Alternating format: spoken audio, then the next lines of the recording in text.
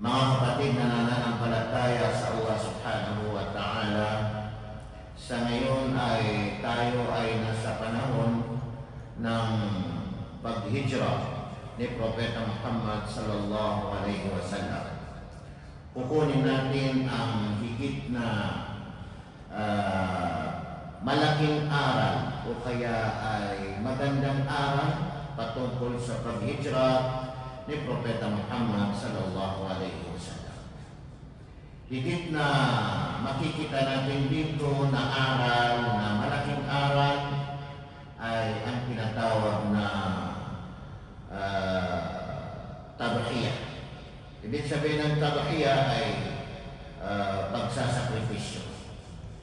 Pagsasakripisyo, mga kapatid na nananampalataya sa Allah subhanahu wa ta'ala, katulad ng ginawa ni Propeta Muhammad sallallahu alaihi wasallam, na biruin natin na dito ipinanganak sa Makkah, dito na lumaki sa Makkah, at ito na yung lugar ang higit na kanyang minamahal na lugar. Kung mapapansin natin kung saan tayo ipinanganak, hindi natin yan ipagpapalit sa anumang lugar o anumang bansa. Dahil dito ang pagsakripisyo ni Propeta Muhammad sallallahu alaihi wasallam ay iniwan niya ang Makkah at pumunta sa Madina. Siya ay nag-evacuate dahil sa kapahintulutan ng Allah subhanahu wa ta'ala, matapos na hindi na tumigil ang mga Quraysh, ang mga hindi mananampalataya sa paggawa ng kasamaan o pagpatay kay Propeta Muhammad sallallahu alaihi wasallam. Kaya iniwan niya ang Makkah at nag-evacuate siya sa Madina.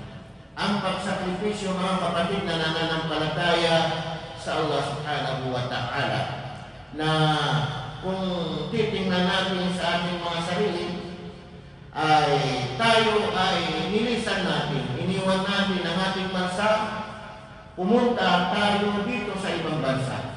Sa anong dahilan? Para tayo ay makapagtrabaho, para tayo ay maghanap buhay.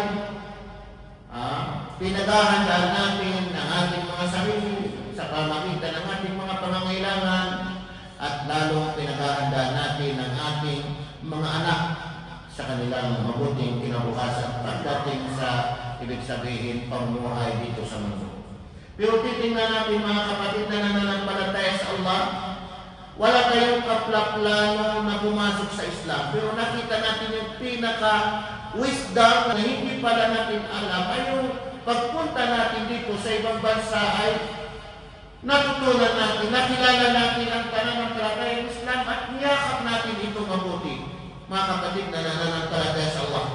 At matapos natin yakapin ang Islam, hindi rin natin alam ang wisdom na kung tayo ay magpatuloy sa pag-aaral ng Islam, pagbasa ng Quran, pag-aaral sa mga batas ng pananampalataya ng Islam, ay hindi natin alam ang wisdom kapag sumikap tayo, ay balang araw ay magiging tanyag tayo na mangangaral sa ating pananampalataya ng Islam. Ibig sabihin yung pagsasakripisyo, isasakripisyo mo yung mahalaga sa iyo, isasakripisyo mo yung lugar mo, isasakripisyo mo yung pamilya mo, isasakripisyo mo yung kayamanan mo, dahil lamang sa mayroon kang, ibig sabihin, mayroon kang hinahangad na ibig sabihin kabutihan, na sa palagay mo yun ang higit na makakabuti.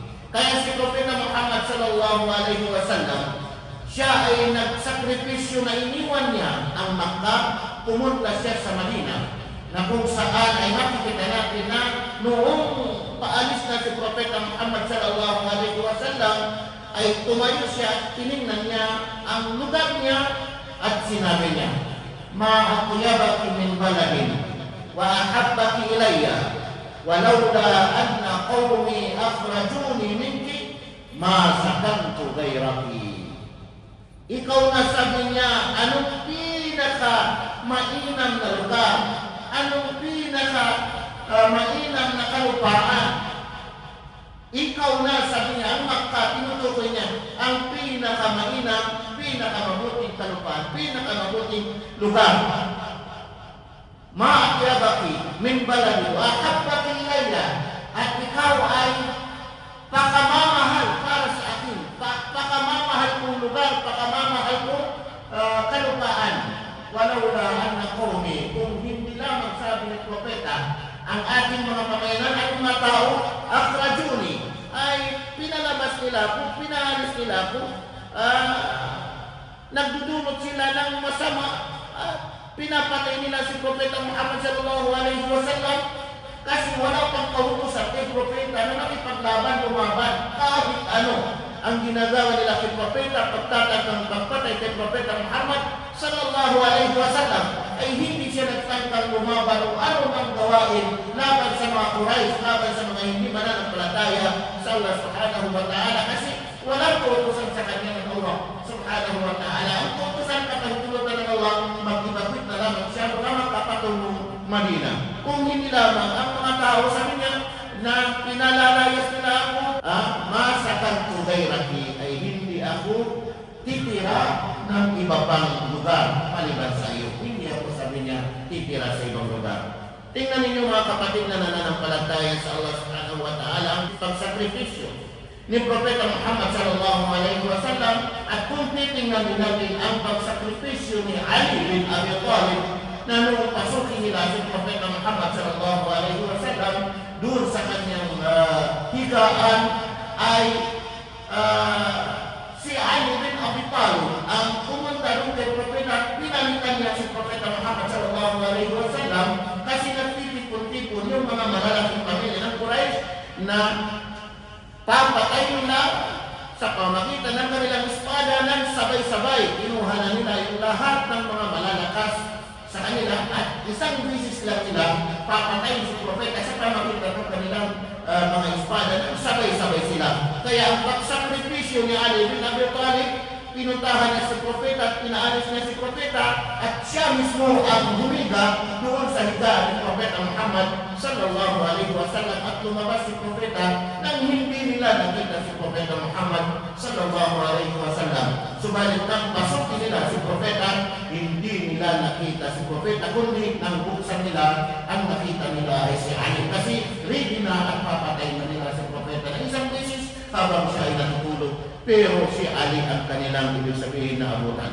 Ganun ang pagsakripisyo mga kapatid na nananampalataya sa Allah subhanahu wa ta'ala. Pero sa atin, ano ba, hanggang saan ba ang ating pagsasakripisyo mga kapatid na nananampalataya sa Allah? Ang mga sahabat, talagang sila ay nagsakripisyo pagdating kay Propeta Muhammad sallallahu alaihi wasallam. Kasi mayroon silang malasakit sa mga tao. Mayroon silang malasakit sa mga susunod na darating ng mga tao na kung saan ay ang makaturuan sa pananampalataya ng Islam. Yan ang ibig sabihin, malaking nakuha natin na aral sa pag-ibabit ni Propeta Muhammad sallallahu alaihi wasallam ay ang pagsasakripisyo.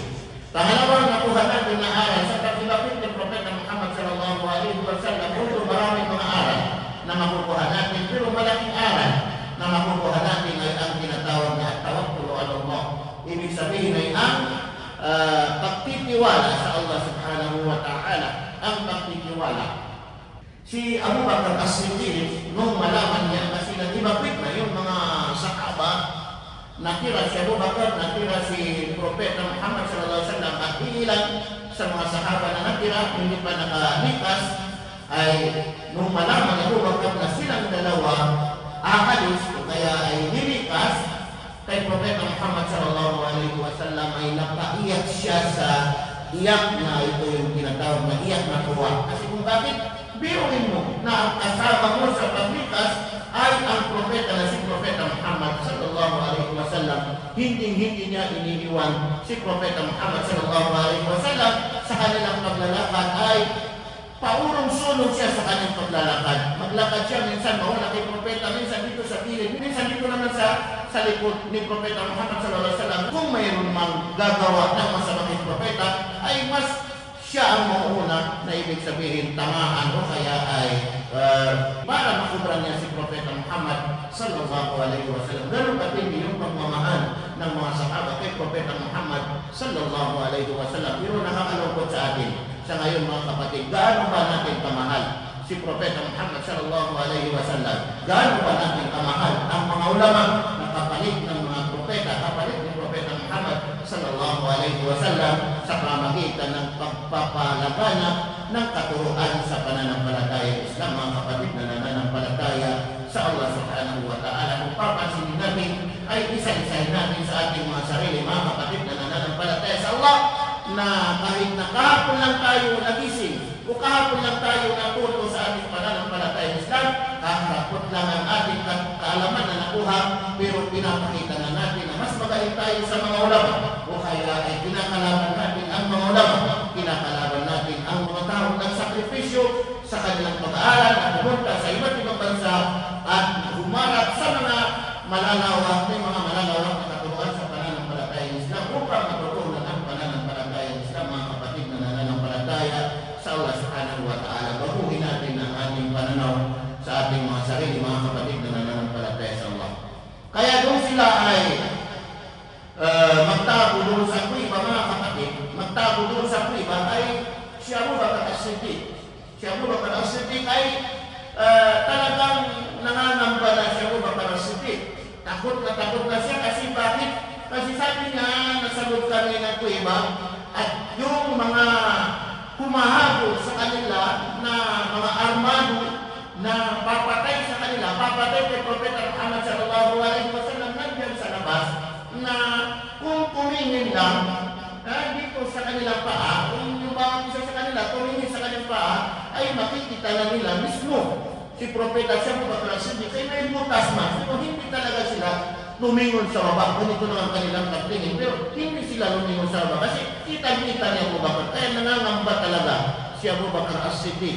Dahil dito ay sinabi sa kanya ni Propeta, napansin siya ni Propeta Muhammad sallallahu alaihi wasallam. Kaya sinabi sa kanya ni Propeta Muhammad sallallahu alaihi wasallam, Ya Abu Bakar, ma zannuka bi-ithnaini, Allahu salisuhuma. O Abu Bakar, sabi ng Propeta Muhammad sallallahu alaihi wasallam, kasi hindi na siya mapakali. Sabi niya, O Abu Bakar, ma zannuka bi-ithnaini, ano sa tingin mo ang dalawang tao, ibig sabihin ng tinutukoy niya, si Abu Bakar at saka siya, si Propeta Muhammad sallallahu alaihi wasallam. Allahu salisuhuma, na ang Allah ang kanilang pangatlo. Ibig sabihin hindi pababayaan ng Allah subhanahu wa ta'ala. Kaya napanatag si Abu Bakar As-Siddiq, mga kapatid na nananampalataya sa Allah. At dito rin nabatid ang talata sa banal na Quran na sinabi ng Allah subhanahu wa ta'ala, إِذْ يَقُولُ لِصَاحِبِهِ لَا تَحْزَنْ إِنَّ اللَّهَ مَعَنَا. At alalahanin na si Propeta Muhammad sallallahu alaihi wasallam, sinabi ng Allah, إِذْ يَقُولُ لِصَاحِبِهِ, na sinabi niya, sino nagsabi si Propeta Muhammad sallallahu alaihi wasallam? إِذْ يَقُولُ لِصَاحِبِهِ, sinabi niya sa kanyang kasama, sino kanyang kasama? Si Abu Bakar As-Siddiq, nang sila ay nasa kuweba. La tahzan, huwag kang malungkot, huwag kang matakot. Inna Allah ma'ana, katotohanan ang Allah ay kasama natin. Tingnan ninyo, katotohanan ang Allah ay kasama natin. Kaya huwag natin kalimutan, mga kapatid, ang pinakamalaking aral na natutunan natin sa pag-ibagwit ng Propeta Muhammad sallallahu alaihi wasallam. Una-una ay ang pagsakripisyo, pangalawa ay ang pagtitiwala sa Allah subhanahu wa ta'ala. Aqulu qawli hadha wa astaghfirullah li wa lakum.